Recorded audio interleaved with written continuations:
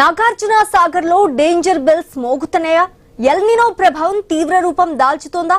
రానున్న రోజుల్లో తెలుగు రాష్ట్రాలకు తాగునీటి ముప్పు తప్పదా? ఇక సాగునీటి మాట ప్రశ్నార్థకమేనా? ప్రస్తుత పరిస్థితి చూస్తుంటే వీటన్నిటికీ అవుననే సమాధానాలు వినిపిస్తున్నాయి. వర్షాకాలం, అందులోనూ జులై మాసం. ఈ సమయంలో నాగార్జున సాగర్ లో సందడి ఉండాలి. ప్రాజెక్ట్ నిండు కుండలా కలకలలాడాలి. కానీ డ్యామ్ డెడ్ స్టోరేజ్ కి చేరుకుని వెలవెలబోతోంది. ప్రాజెక్టు నీటి మట్టం పాతానికి పడిపోయింది. వర్షాకాలంలో నిండు కుండలా కనబడాల్సిన ప్రాజెక్టు ఇప్పుడు ఆ ప్రాంతం ఎడారిని తలపిస్తోంది. నాగార్జున సాగర్ ప్రాజెక్టు పూర్తి స్థాయి నీటి మట్టం 590 అడుగులు కాగా ప్రస్తుతం 513 అడుగులకు చేరింది. పూర్తి స్థాయి నీటి సామర్థ్యం 312 టీఎంసీలు అయితే ప్రస్తుతం 113 టీఎంసీలకు పడిపోయింది. దాంతో కుడి ఎడమ కాలువలకు నీటి విడుదల నిలిపివేశారు అధికారులు. జంట నగరాలకు తాగునీటి అవసరాల కోసం ఎస్ఎల్బీసీ ద్వారా రోజుకు 900 క్యూసెక్ల నీటిని విడుదల చేస్తున్నారు. సాగర్ నీటి మట్టం ఆయకట్టు రైతులకు ఆందోళన కలిగిస్తోంది. మరికొన్ని రోజులు పరిస్థితి ఇలానే ఉంటే జంట నగరాలకు తాగునీటి ముప్పు పొంచి ఉండే ప్రమాదం ఉందని జల నిపుణులు హెచ్చరిస్తున్నారు. ఇక నాగార్జున సాగర్ వద్ద తాజా పరిస్థితిని మా తెలంగాణ బ్యూరో చీఫ్ కిరణ్ అందిస్తారు. తెలుగు రాష్ట్రాలపై ఎల్లినో ఎఫెక్ట్ ఎంత తీవ్రంగా ఉందో కళ్ళకు కట్టినట్టు చూపించేటువంటి ప్రయత్నాలు అయితే చేద్దాం. రెండు తెలుగు రాష్ట్రాలకు అన్నపూర్ణగా అపర భగీరథగా పేరుగాంచినటువంటి నాగార్జున సాగర్ ప్రాజెక్టు వద్ద ఉన్నాం. మనం చూసుకోవచ్చు, ఇదంతా కూడా మనం నిల్చున్నటువంటి ఈ ప్లేస్ ఏదైతే ఉందో ఇదంతా కూడా నాగార్జున సాగర్ ప్రాంతం చూసుకోవచ్చు. ఈ ప్రాంతం అంతా వర్షాకాలం వచ్చిందంటే చాలు ఈ ప్రాంతం అంతా కూడా నీటితో కలకలలాడుతూ ఉంటుంది. జూలై మాసంలో, గత ఏడాది జూలై మాసంలో కూడా నాగార్జున సాగర్ నిండు కుండల ఉండేది. కానీ ప్రస్తుతం పరిస్థితుల్లో ఎల్లినో ప్రభావంతో కూడా పూర్తిగా నాగార్జున సాగర్ ఎడారిగా మారినటువంటి సిచ్యువేషన్ అయితే మనం చూస్తూ ఉన్నాం.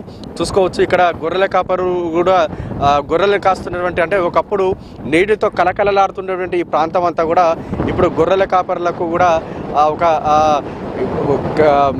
గొర్రెలను మేపుతున్నటువంటి పరిస్థితులు మనం చూస్తూ ఉన్నాం. ప్రస్తుతం అయితే కుడి ఎడమ కాలువలకు మొత్తం కూడా నీటిని అయితే విడుదల నిలిపివేశారు. కేవలం జంట నగరాలకు తాగునీరు దృష్ట్యా మాత్రం ఎస్ఎల్బీసీ ద్వారా 900 క్యూసెక్కుల నీటిని మాత్రమే విడుదల చేస్తూ ఉన్నారు. నాగార్జున సాగర్ పూర్తి స్థాయి నీటి మట్టం 590 అడుగులకు గాను ప్రస్తుతం అయితే 513 అడుగులకు చేరింది. అంటే పూర్తి స్థాయి డెడ్ స్టోరేజ్కి చేరినట్టు కూడా మనకు స్పష్టంగా తెలుస్తూ ఉంది. సహజంగా వేసవి కాలంలో మాత్రమే ఈ పరిస్థితి ఉంటుంది.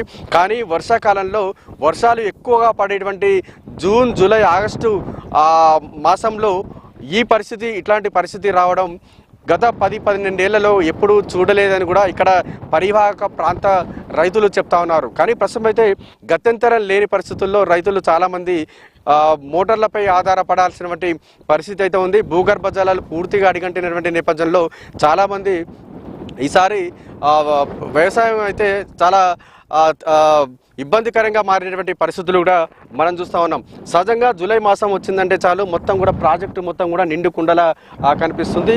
ప్రస్తుతం మనం నిలబడేటువంటి ప్రాంతం మొత్తం కూడా ఎడారిని తలపిస్తున్నటువంటి పరిస్థితులు అయితే ఉన్నాయని చెప్పొచ్చు. పరిస్థితి ఈ విధంగానే కొనసాగితే మాత్రం భవిష్యత్తులో జంట నగరాలకు తాగునీటి ఇబ్బందులు కూడా తలెత్తేటువంటి అవకాశాలు అయితే ఉన్నాయని చెప్పొచ్చు. రెండు తెలుగు రాష్ట్రాలకు సంబంధించి వేల గ్రామాలకు అదేవిధంగా లక్షల ఎకరాల పంటలు తడిపేటువంటి ప్రస్తుతం నాగార్జున సాగర్ ప్రాజెక్టు అయితే దుర్భర పరిస్థితిని ఎదుర్కొంటున్నటువంటి సిచ్యువేషన్ అయితే మనం చూస్తూ ఉన్నాం.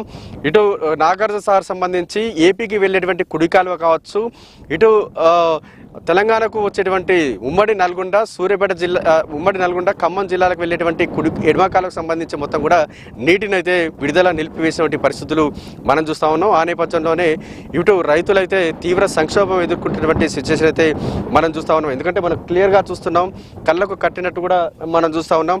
నాగార్జున సాగర్ పరిస్థితి అంటే జూలై మాసంలో చాలా కలకలలాడాల్సినటువంటి నాగార్జున సాగర్ ప్రాజెక్టు ఇప్పుడు వెలవెలబోతున్నటువంటి పరిస్థితులు కూడా మనం చూస్తూ ఉన్నాం.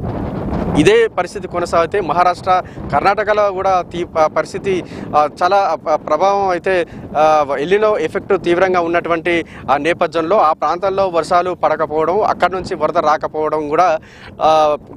రాకపోవడమే ఈ పరిస్థితి కారణమని కూడా మనకు స్పష్టంగా తెలుస్తూ ఉంది. ఇదే పరిస్థితి కొనసాగితే మాత్రం భవిష్యత్తులో తెలుగు రాష్ట్రాలకు తాగునీటి కటకట మొదలయ్యేటువంటి అవకాశాలు అయితే ఉన్నాయని చెప్పొచ్చు. Right, thank you Kiran. కెమెరామెన్ రాజుతో